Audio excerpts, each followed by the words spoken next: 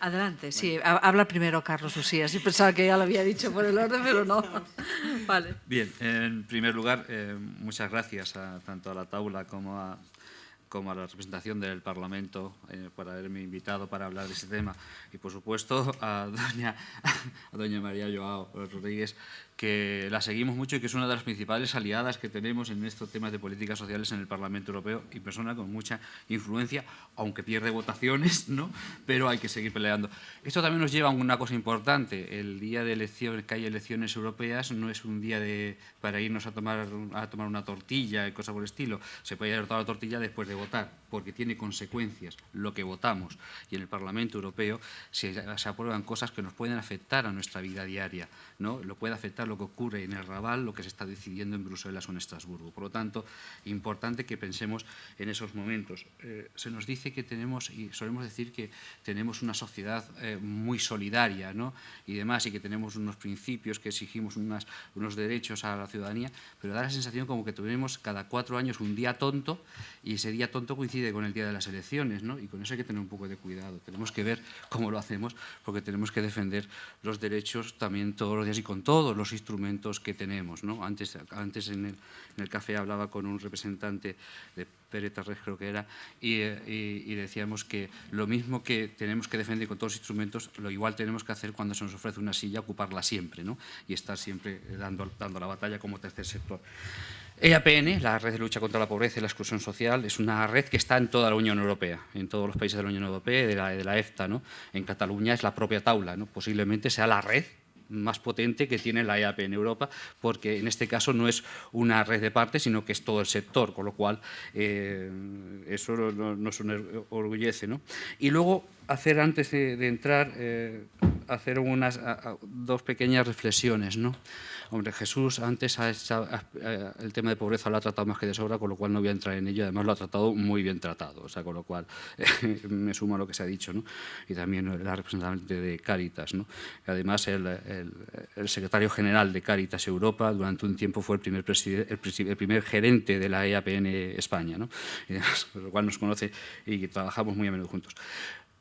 Antes de la crisis ya teníamos una mochila grande en temas de pobreza y de injusticias sociales. Por lo tanto, desde EAPN no estamos defendiendo volver al 2008, primero porque no se puede volver en el tiempo, ¿no? Y segundo, porque no queremos un sistema que luego de un manotazo se vaya a la porra. O sea, perdonadme la expresión, ¿no? Lo que queremos es construir un sistema sólido basado en derechos sociales, un sistema sólido de prestaciones sociales. Y luego, como entidades sociales, yo creo que hemos avanzado mucho hablando de temas, ya no hablamos solamente de servicios sociales, empezamos, por supuesto, hablamos de discapacidad, de dependencia, pero hablamos de vivienda, hablamos de empleo, hablamos de educación, hablamos de sanidad. Ahora ya cuando hablamos de garantía de rentas metemos el empleo, metemos las pensiones, hablamos de las rentas mínimas que se descomponen en 3 partes, esa renta mínima, esas prestaciones por hijo, ¿no? Y lo que es la vivienda, porque si no, como decía antes Jesús, se nos va todo el dinero en salvas, ¿no? Está bien que hablemos de esto, pero si solamente hablamos de esto, caemos poco menos que en el pensamiento mágico. Tenemos que hablar de dónde salen los fondos y de cómo se hacen las cosas. Es decir, muy bien hablar de garantía de renta que incluye empleo, pensiones y rentas mínimas, muy bien hablar de educación, muy bien hablar de sanidad, de vivienda, de servicios sociales, pero tenemos que hablar de políticas económicas y fiscales. Y esto, al tercer sector, siempre nos ha costado un poquito, ¿no? Hemos avanzado mucho. Por supuesto, de hace unos años, cuando íbamos diciendo aquella cosa que decíamos de que éramos apolíticos y acto seguido empezábamos a hablar de política de vivienda, no sé qué, lo cual era un poco ridículo, ¿no? Y demás, pero es verdad, una cosa es ser apartidista, pero apolíticos no somos, no podemos serlo, porque si no, no estaríamos haciendo las propuestas que estamos haciendo. Y luego, es decir, no podemos caer en ese pensamiento mágico, como he dicho.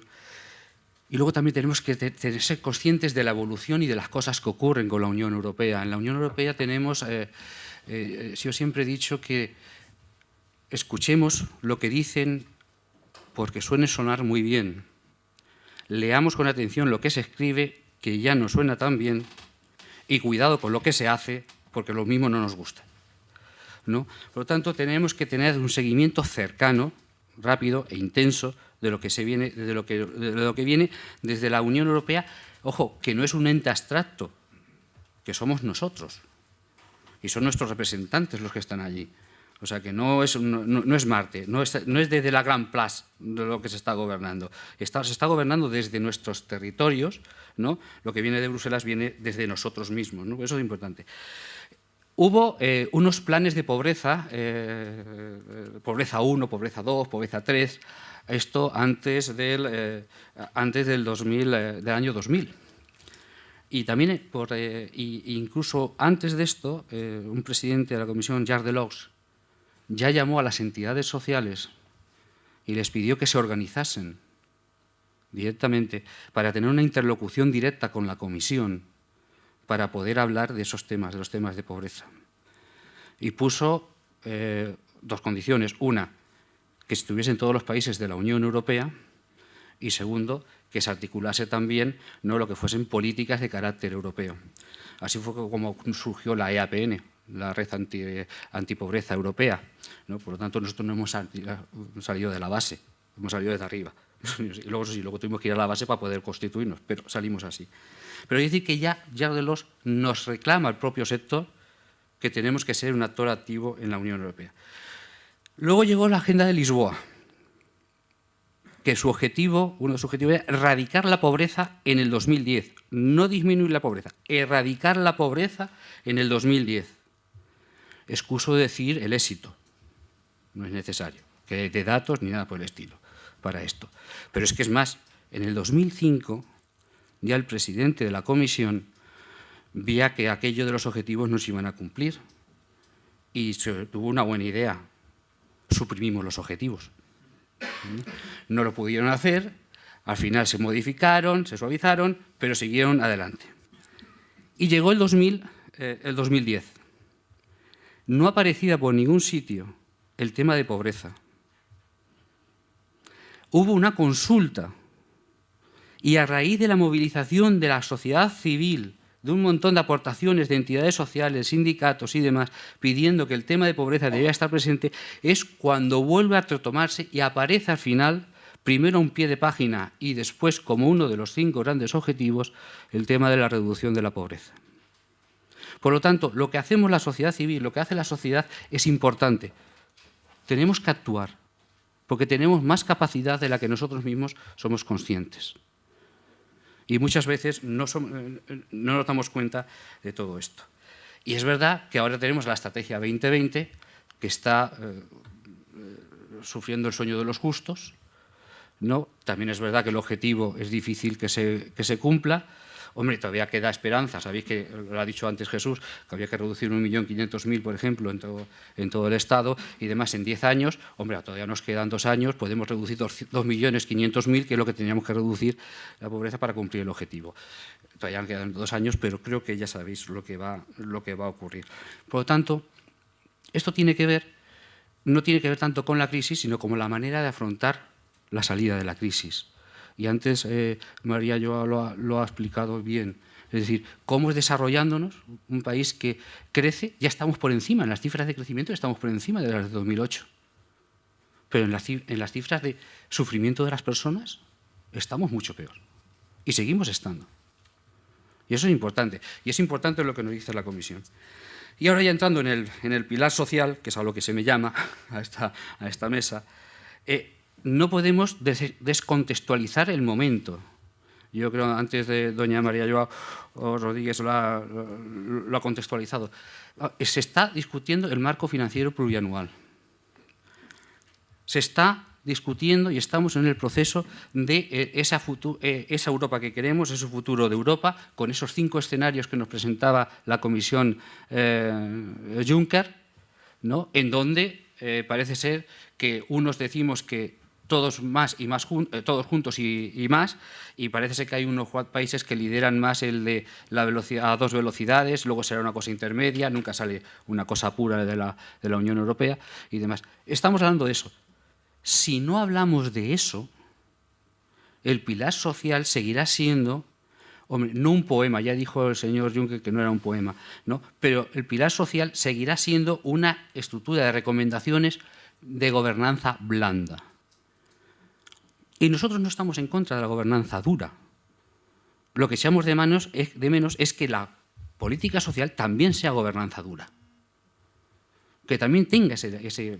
Y si entonces hay que modificar tratados, ojo, se hizo mucho y muy rápido cuando llegó la crisis. Y a lo mejor en algunas cosas de manera acertada, ¿eh? Pero, ojo, se quedaron por detrás todo lo que son las políticas sociales. El marco financiero plurianual es importante, porque colgando de eso van otras cosas. Por ejemplo, y también cuidado con lo que cuelga de eso. Porque es verdad que aparece un capítulo nuevo que dice que se va a ser más potente el capítulo de inmigración. Bueno, el capítulo se llama más, es Inmigración y Control de Fronteras. Señora diputada, por favor, separen las dos cosas. Que quede claro cuánto dinero va a inmigración y refugio y cuánto dinero a control de fronteras. Es por transparencia nada más, no por otra cosa. No hay mala fe en mi propuesta. Solamente por transparencia, para saber lo que nos vamos a gastar en una cosa y en la otra. No vaya a ser que estemos utilizando un presupuesto muy amplio, utilizando la palabra inmigración, cuando lo que estamos haciendo es una política de seguridad y control de fronteras. Por lo tanto, que se separen esas dos cosas, no pasa nada. Ahí no estamos pidiendo ni más ni menos dinero, simplemente que se aclare. Después de esto vendrán los fondos. Aquí el marco financiero plurianual es importante porque van los fondos estructurales. Cuidado con los fondos únicos, pues como se prevé reducción, fondo único, ¿no? Luego después las prioridades las marcan los estados. Entonces necesitamos tener fondos, cuando es un fondo específico, ya en sí mismo es una prioridad determinada. Y por eso queremos que se sigan manteniendo determinados fondos únicos, ¿no? Además, tanto todos los Estados miembros de la Unión Europea como la propia Unión Europea tienen un compromiso con los Objetivos de Desarrollo Sostenible, la Agenda 2030. ¿No? ¿Cómo vinculamos eso con el pilar social? Que hay vinculación, que no hay contradicción, que es un avance. Ojo, el pilar tal como se concibe es un avance sí, pero que tiene que haber esa coherencia con esos objetivos. Y ante todo esto, ¿qué hacemos el tercer sector? Pues tenemos que actuar en los dos ámbitos, en Europa y aquí. En Europa, por supuesto, hacer un seguimiento del semestre. El 30 de abril, el Gobierno español mandó el Plan Nacional de Reformas. Entre lo que presentaba la EAPN y la Plataforma del Tercer Sector a ese Plan Nacional de Reformas, de propuestas y demás, bueno, luego queda reducido, pero, ojo, es uno de los pocos países miembros que refleja por lo menos lo que hemos pedido, ¿no? Otra cosa es cómo entiende que se está cumpliendo, ahí hay una cierta discrepancia, ¿no? Pero la realidad es que se ha mandado una propuesta completa por parte del tercer sector para ver lo que se tenía que hacer en ese semestre. Ese seguimiento hay que pedírselo a la Unión Europea de todos los compromisos que ahí aparecen. Es verdad que la Unión Europea, en el último informe de país, ha introducido más criterios sociales basándose en el pilar social y tiene que aumentar más ese seguimiento. Esto tiene un problema, y es que el informe de país, cuando llegan las recomendaciones de país, a la primera recomendación, que es la económica, el gobierno sabe perfectamente que le tiene que hacer caso porque tiene consecuencias. Cuando llega a la segunda, pues hombre, es una regañina, ¿no? Y la consecuencia es ay, qué feo has quedado en la foto, ¿no? Y eso nos lleva nuevamente al tema de la gobernanza blanda y la gobernanza dura. Necesitamos una gobernanza dura en políticas sociales. Y eso no tiene que ver con el pilar social, no tiene que ver con el marco financiero plurianual, tiene que ver con el modelo de Europa que queremos, ¿no? Que tendrá consecuencias luego en el marco financiero plurianual y en el pilar social, por supuesto, ¿no? Por lo tanto, por ahí tenemos que hacer. En el nuevo marco financiero plurianual, lo que he dicho de los fondos estructurales, necesariamente tienen que ver cómo se dirige a las personas, Antes teníamos un 20% del Fondo Social Europeo para personas en situación de pobreza y vulnerabilidad, que se haga un seguimiento desde el Parlamento de cómo se está cumpliendo ese 20% en los Estados miembros, y en este nuevo marco financiero que en vez de un 20 sea un 30%, puesto que se van a reducir los fondos, automáticamente estaríamos garantizando los procesos de cohesión social. Son cosas muy concretitas, pero que se pueden ir apuntando, ¿no? Y demás. Y luego, por supuesto, el tercer sector a nivel europeo tiene que hacer incidencia en esos cambios normativos. Aquí se han apuntado cosas. Una directiva de rentas mínimas, es verdad que cayó, pero bueno, tenemos elecciones el año que viene, europea, hay que intentarlo nuevamente, esto no hay que cejar en ello, ¿no? Una directiva de salario mínimo europeo también es necesario, las prestaciones por hijo. Hay determinados instrumentos que se pueden hacer y se pueden proponer desde el propio tercer sector. En definitiva, el tercer sector debe de pedir más Europa y más social. Esa es nuestra vocación. Y luego, ¿qué hacemos aquí?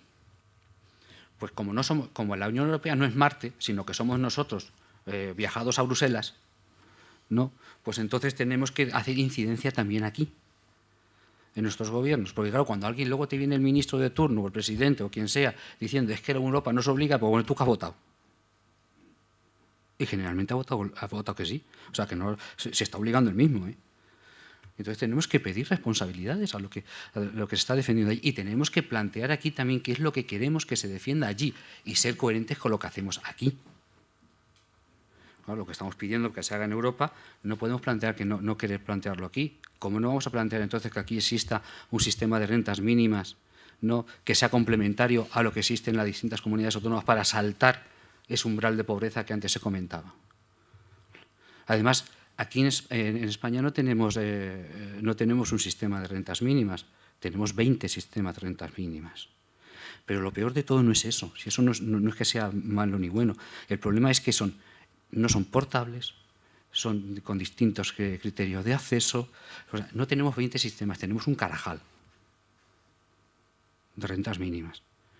Y es muy difícil, y además han endurecido las condiciones en el momento. Ha sido una política procíclica totalmente, lo que se ha hecho con las políticas sociales aquí. Tenemos que ver qué está pasando con los fondos estructurales, con ese 20% del Fondo Social Europeo. ¿Qué va a pasar con el famoso FEAD? Que España lo está dedicando prácticamente exclusivamente a alimentos, cuando en otros países de la Unión Europea lo están dedicando a medidas complementarias y de atención sobre todo a la infancia. Y eso aquí no lo estamos haciendo, aquí hemos ido directamente a la subsistencia. Y el seguimiento del semestre, como voy a decir, lo tenemos que hacer. Tenemos que ver qué ocurre con el plan de reformas, tenemos que ver qué hacer con los compromisos económicos del Gobierno y hacia dónde vamos, ¿no? Y, por supuesto, defender nuevas políticas.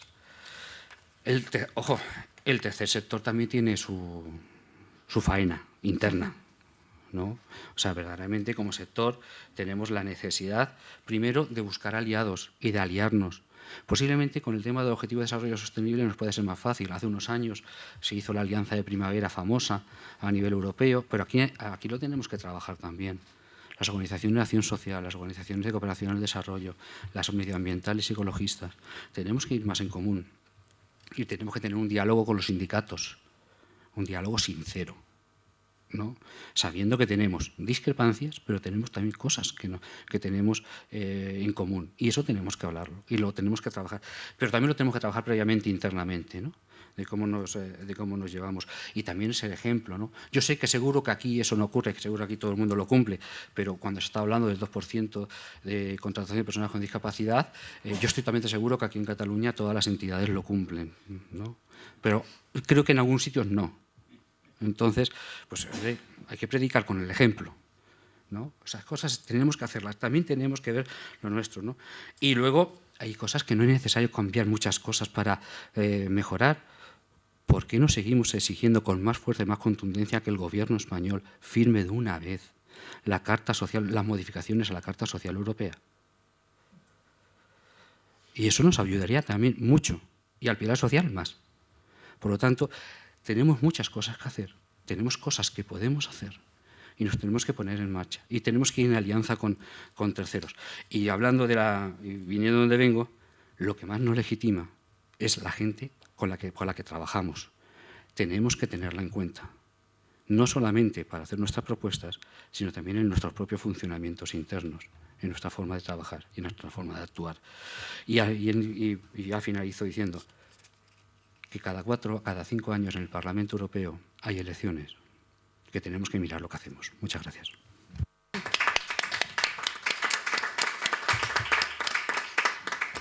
Sònia, endavant. Molt bé. Doncs ja arribats a aquesta alçada de la jornada resulta una miqueta difícil afegir quelcom. Per tant, em sembla que em reiteraré perquè no per repetir-se a vegades queden més clares les coses i jo crec que una de les coses que fem a l'acció social i la fem bé, però no és suficient, és reiterar algunes qüestions. Hi ha un tema que ha sortit a primera hora que em parlava la Francina i ara hablaba también Carlos, voy cambiando, ¿no? Te veo a ti y hablo en castellano. Que tiene que ver justamente con la afiliación que tenemos hacia esta idea de Europa, ¿no? La Europa como promesa de un futuro que queremos construir, la Europa del siglo XXI como una Europa social y no una Europa de fronteras, ¿no? Y yo creo que es la tercera o cuarta vez que estoy aquí, en el Parlamento Europeo. Siempre que he venido aquí, y es sincero, no es una cuestión así por quedar bien con nadie ni dorar la píldora a nadie, me ha parecido muy interesante lo que hacíamos aquí, pero siempre éramos muy pocos, ¿no? Y eso lo vinculo directamente con lo que estaba diciendo Carlos. Ciertamente, quizá no hemos vivido movimientos segregacionistas en relación a Europa, ¿no?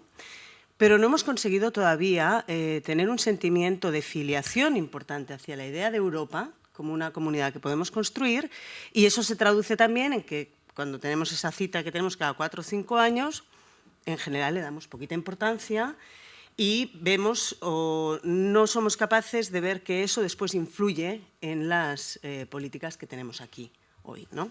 Por lo tanto, yo creo que eso es algo que desde la ciudadanía nosotros debiéramos impulsar, pero que como tercer sector también tendríamos que tomarlo como reto y como interrogante. Y es algo a desarrollar, ¿no? Aquí han aparecido muchas cosas esta mañana y todas de ellas seguramente nos permitirían hablar mucho rato. Ha habido una cuestión de contexto que se ha señalado en algún momento, ¿no?, en relación tanto a la revolución digital como a la globalización, los cambios de la identidad en relación al trabajo. Todo lo que está ocurriendo en este momento nuestro, que es tan rápido y tan vertiginoso y que hace que muchas veces desde la acción social vayamos detrás de estos cambios, ¿no? Creo que eso es lo primero que hemos de considerar, que el contexto va muy rápido y que muchas veces estamos utilizando, lógicamente quizás es muy difícil avanzar de otra manera, un utillaje conceptual y una manera de acercarnos a una realidad que ya está desfasada, ¿no? Esto es una reflexión que yo creo que nos hemos de hacer porque a veces estamos hablando de la inserción laboral de una manera que a lo mejor ya no es la adecuada a los tiempos que tenemos hoy. Probablemente las cuestiones de la identidad ya no se resuelven como en el siglo XIX. Es muy antiguo lo del siglo XIX. Estamos en el XXI. Y aquí tendremos que ver entre todos también cómo repensamos la construcción colectiva, que a lo mejor ya no pasa por esa modalidad de relación y que además nos obligará a resolver el tema de los ingresos necesariamente como una cuestión de derechos. Lo mismo nos ocurre con los temas demográficos, con los movimientos migratorios. Vamos detrás de todo este tipo de fenómenos y hemos de ser más proactivos y avanzarnos a algunas cosas que las tenemos ya aquí, ¿no? Se han dado cifras en algún momento, Jesús ha hablado de algunas cifras en relación a España, la desigualdad, la pobreza y también cuando hemos hablado de infancia. Y yo no voy a abundar en las cifras, pero es evidente que lo que tenemos es una sociedad más desigual. En teoría, el crecimiento económico, en teoría estamos saliendo de la crisis, pero lo que sabemos es que no estamos saliendo todos por igual, o en todo caso las personas que nosotros atendemos, independientemente de su momento vital y de las dificultades que tienen, están en situación de vulnerabilidad. Y eso es una cuestión de derechos. Claro, nosotros como tercer sector social hay cuestiones que proponemos siempre, ¿no? Y muchas ya se han dicho, yo diría que en prácticamente todos los espacios de esta mañana, pero hay una que yo quiero también insistir y es que de lo que estamos hablando es de derechos, de lo que estamos hablando es de transformar y por lo tanto no es solo un tema social, es también un tema económico y de lo que estamos hablando es de empezar a conceptualizar esas políticas, se insistía mucho cuando se hablaba de infancia, como una inversión y no como un gasto. Y esto además es algo que debemos estar transmitiendo permanentemente, porque es que además es así. La protección social cumple una función que se puede evaluar y se puede medir desde la perspectiva de la cohesión social. Y aquí hemos de concienciar, pienso, no solo a la clase política, sino también a la ciudadanía, en la línea que se hablaba antes, que a veces a la hora de redistribuir la lógica impositiva nos cuesta mucho. Siempre nos gusta también dividir estas propuestas entre políticas predistributivas, políticas redistributivas, las que actúan antes, las que actúan después. Pero yo el otro día, además, últimamente he coincidido varias veces con Carlos, lo cual me gusta mucho, es un placer. Había una cuestión que subrayábamos también hablando de fiscalidad. Las políticas redistributivas nosotros las queremos también entender de otra manera, porque lo que no queremos es otro reparto de la tarta, ¿no? Este ejemplo se lo escuchaba yo el otro día a un economista y me gustó mucho. No queremos repartir diferente la tarta, es que esta tarta no nos gusta. Entonces, lo que queremos es cocinarla, decidir el sabor, queremos redefinir todo esto. Porque si nos limitamos al reparto, no estamos transformando, que es al final lo que queremos hacer. Y aquí, si tuviéramos probablemente que elegir, se han dicho ya muchas cosas, pero las vamos a destacar, todo lo que tiene que ver con la educación, y también la educación a lo largo de la vida, las cuestiones de la vivienda, las cuestiones del empleo, no solo en los jóvenes y todo lo que es la promoción, desarrollo, talento, las personas que llevan mucho tiempo en paro, ¿no? Las personas paradas de larga duración, sino también todos los procesos de precarización. Claro, o sea, si al final una persona está trabajando y vive en un albergue, realmente no podemos hablar de promoción social, promoción cultural y escasamente podemos hablar de supervivencia. Y en cuanto a las políticas redistributivas, la garantía de ingresos, toda la cuestión de las prestaciones, es verdad que hay que compactarlas, racionalizarlas y ordenarlas. O sea, es caótico. Yo no sé si en Cataluña hay unas 177, me parece, más o menos, pero realmente no hay quien se aclare y además ya no solo las propias los profesionales, entidades que trabajamos con esas prestaciones, sino que además es un sistema muy opaco y muy poquito transparente para la ciudadanía. La sanidad pública también es otro aspecto que nosotros quisiéramos destacar y, en general, todo aquello que permite favorecer una igualdad de oportunidades que al final se ha de traducir en una igualdad de resultados, ¿no? Y se ha de poder medir. Ya para finalizar, ¿qué necesitamos? Se ha comentado aquí, necesitamos medidas legislativas, pero necesitamos también cumplimiento de compromisos, indicadores claros y evaluación clara de ese cumplimiento, que eso en general en políticas sociales, al menos en España, nos cuesta ver y desde el tercer sector muchas veces también nos cuesta aportar nuestra mirada en ese sentido. Un nuevo modelo económico, pero también una nueva gobernanza. Una nueva gobernanza del espacio europeo y también una nueva gobernanza de los actores sociales, donde el tercer sector ha de tener un papel muchísimo más activo, mucho más preponderante y mucho más reconocido. Yo creo que si somos capaces de generar un espacio para la inteligencia colectiva, que es lo que probablemente ahora mismo hace falta, a lo mejor podemos tener una Europa que no sea tan fortificada y tan de fronteras y un poquito más de derechos. Gracias.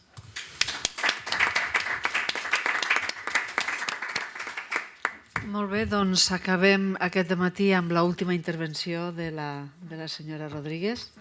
Li donem a ella la paraula perquè ens digui les seves conclusions i ens acomiadem ja d'aquesta jornada. Bueno, muchas gracias, porque ha sido una sesión muy, muy rica, muy interesante.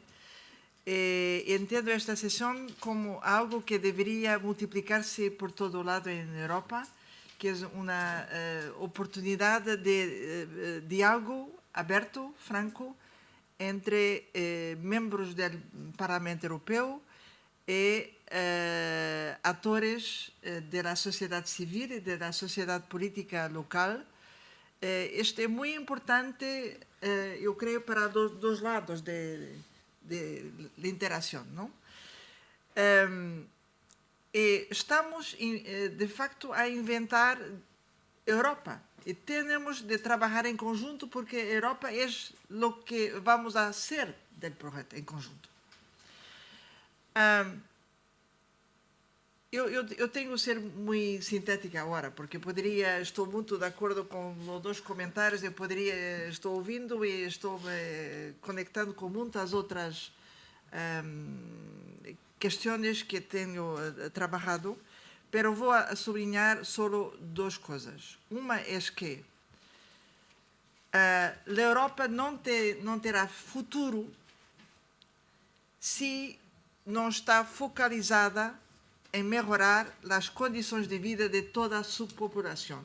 É completamente evidente de dizer isto, pero isto por vezes não é entendido por uma parte dos que estão fazendo a política europeia.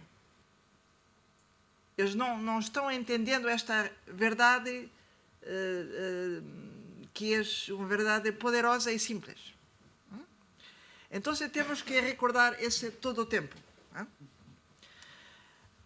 E agora é ainda mais importante porque há uma crise da ideia europeia com partidos que estão dizendo o melhor modo de proteger os cidadãos é de retornar às fronteiras nacionais. É uma grande ilusão. Portanto,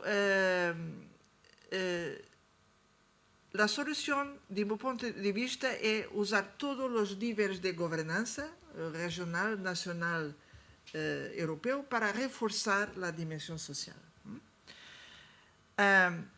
Pero não é possível de reforçar a dimensão social sem modificar a política econômica também. Este é fundamental. Estamos tentando fazer isto desde Delors. Delors disse-me, antes do ano 2000, Maria, eu não he podido lograr isso. Vas a utilizar uma presidência da União Europeia para criar uma estratégia integral, social e econômica. Hemos empezado com essa ambição em Lisboa. Depois hemos actualizado essa ambição aqui em Espanha, com a Europa 2020. Ha sido definido durante uma presidência espanhola. Pero havemos subestimado a força dos mercados financeiros que han criado uma crise gravíssima, onde não saímos ainda, na dimensão social.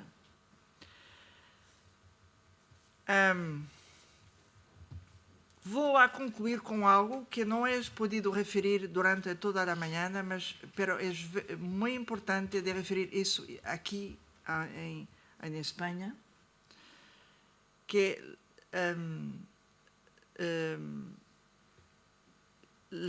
a implicação da crise sobre a forma de crise da zona euro.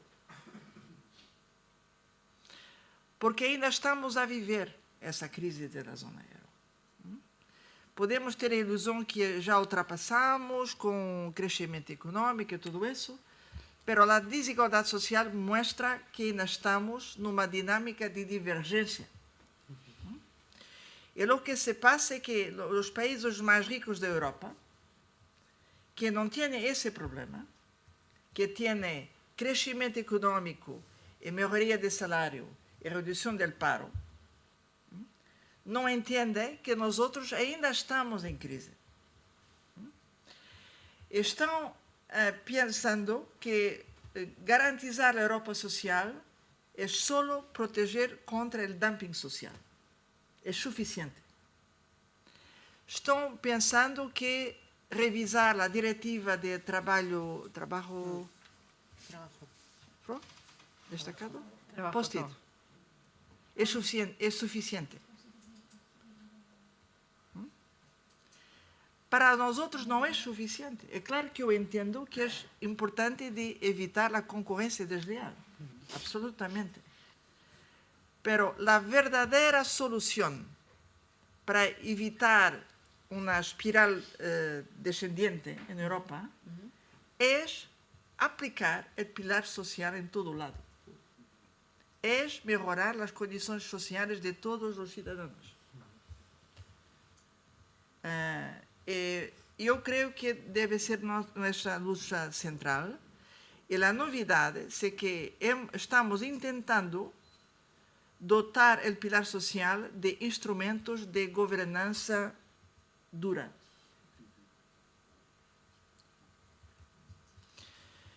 É uma grande batalha, porque isso depende da forma de utilizar os planos nacionais de reformas, que devem cambiar de natureza, devem transformar-se em planos de convergência econômica e social para cima, ascendente. Primeiro ponto. E devem ser sustentados por instrumentos financeiros europeus de inversão social, com os fundos, o Fundo Social, o Plano Europeu de Inversão, e algo que vou referir agora pela primeira vez esta manhã, algo que é fundamental construir na zona euro, que é presupuesto por la zona euro. Porque não há nenhuma zona monetária no mundo sem um presupuesto próprio que permite de apoiar as regiões e países em dificuldade. Para garantizar que uma zona monetária, zona euro, é um espaço de convergência para cima e não de espiral de divergência.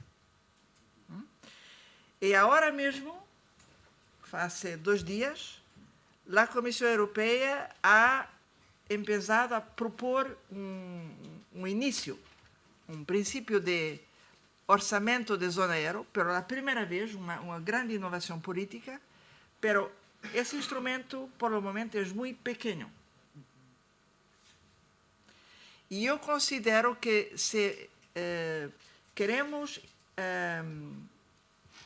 implementar o pilar social com instrumentos credíveis de governança dura, é fundamental criar esse pressuposto próprio por la zona euro. De outro modo, a zona euro não será sustentável no futuro. É porque, mesmo quando estamos falando de política social, para sermos credíveis, temos que reclamar grandes cambios na política econômica e na governança econômica. E esta é uma última mensagem. Queria agradecer muitíssimo esta oportunidade de vos escutar. De facto, é muito interessante este tipo de diálogo. Gracias. Muy bien. Pues muchas gracias. Muy bien.